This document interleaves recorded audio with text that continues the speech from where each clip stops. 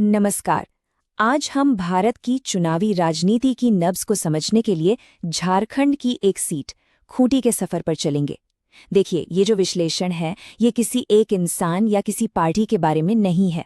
नहीं, ये उस सिस्टम, उस मशीनरी को समझने की एक कोशिश है जिससे आज के दौर में एक चुनावी जनादेश तैयार किया जाता है।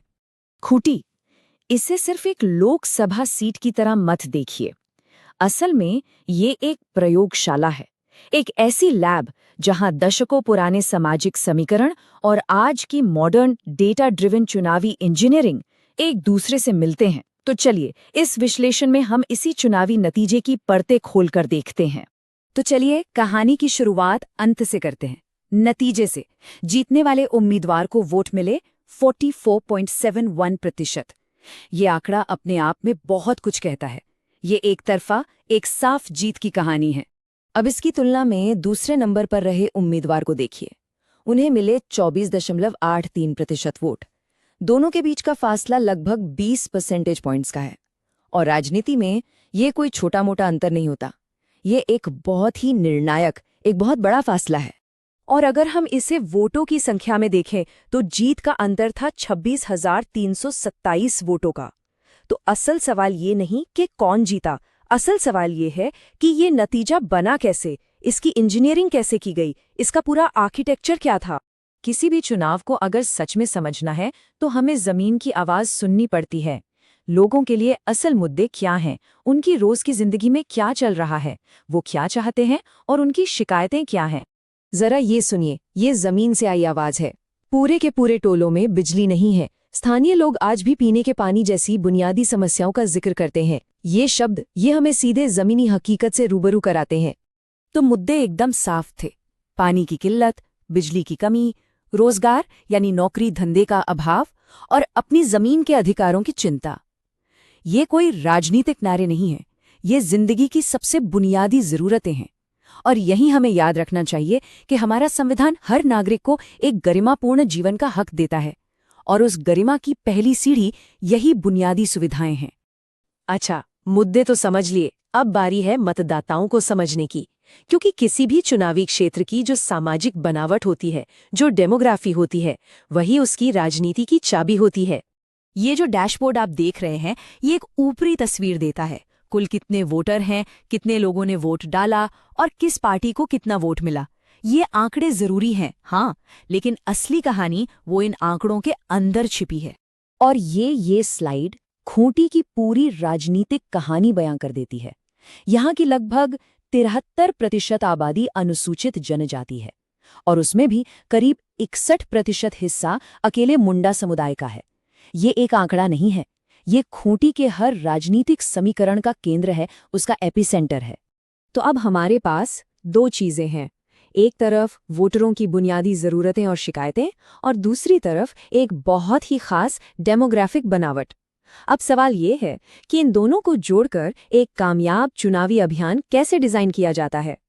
यहीं पर एक स्ट्रेटेजिक ब्लूप्रिंट की एंट्री होती है। इसे एक नाम दिया गया है, चतुर्मुख सिद्धांत। सुनने में थोड़ा भारी लगता है पर मतलब सीधा है, एक 4 मुंह वाली या 4 pronged स्ट्रैटेजी। इसका मकसद है कि अभियान के हर हिस्से को चुनावी, संगठनात्मक, कहानी और संसाधन सबको एक ही सीध में, एक ही लक्ष्य के लिए काम पर लगाना। पहला चेहरा चुनावी। इसका सीधा सा मतलब है अपने कोर वोटरों को पहचानो और उन्हें वोट डालने के लिए बूथ तक लेकर आओ। खूंटी में इसका मतलब था आदिवासी समुदायों तक पहुंचना, खासकर मुंडा समुदाय तक, और उनसे उनकी अपनी भाषा में, उनके अपने सांस्कृतिक प्रतीकों के जरिए बात करना। दूसरा चेहरा संगठनात्मक। ये किसी भी कैंपेन की रीढ़ की हड्डी होती है। जमीन पर कार्यकर्ताओं का एक ऐसा मजबूत नेटवर्क बनाना जो हर गांव, हर टोले तक पहुंच सके। और इस नेटवर्क का काम सिर्फ नारे लगाना नहीं है, बल्कि लोगों की शिकायतें सुनना, उन्हें दर्ज करना और ऊपर तक पहुंचाना भी है। तीसरा चेहरा नैरेटिव यानी कहानी। चुनाव सिर्फ गणित पर नहीं, कहानियों पर भी लड़े जाते हैं।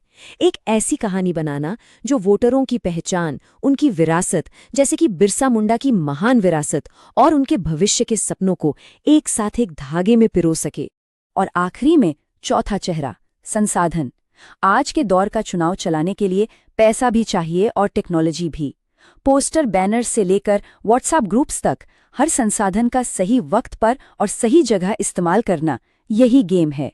और हाँ, जब अभियानों में वोटरों का डेटा इस्तेमाल होता है तो ये याद रखना जरूरी है कि भारत के डीपीडीपी कानून के तहत उनकी प्राइवेसी और सहमति का सम्मान करना एक नैतिक और कानूनी जिम्मेदारी है।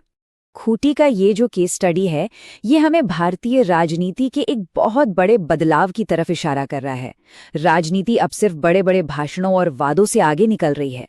अब ये डेटा, स्ट्रैटेजी और बिल्कुल सटीक एक्शन की राजनीति बनती जा रही है। तो ये हमें एक बहुत ही बुनियादी सवाल पर लाकर खड़ा कर देता है। क्या गवर्नेंस तक पहुंचने का नया रास्ता अब डेटा से होकर गुजरता है? क्या इस तरह की चुनावी इंजीनियरिंग का इस्तेमाल करके सरकार में आने के बाद लोगों की बुनियादी समस्याओं को भी उसी सटीकता से हल किया जा सकता है? आज के समय में जनादेश हासिल करना वादों के दौर से निकलकर प्रिसिजन यानी सटीकता के दौर में प्रवेश कर चुका है। ये एक तरह की इंजीनियरिंग है। यदि आप एक जन केंद्रित नेता बनना चाहते हैं और अपने निर्वाचन क्षेत्र का उत्थान करना चाहते हैं तो blueprintstrategies.ai से mg@blueprintstrategies.ai पर संपर्क करें या 08042041602 पर कॉल करें। राजनीति से परे उद्देश्य।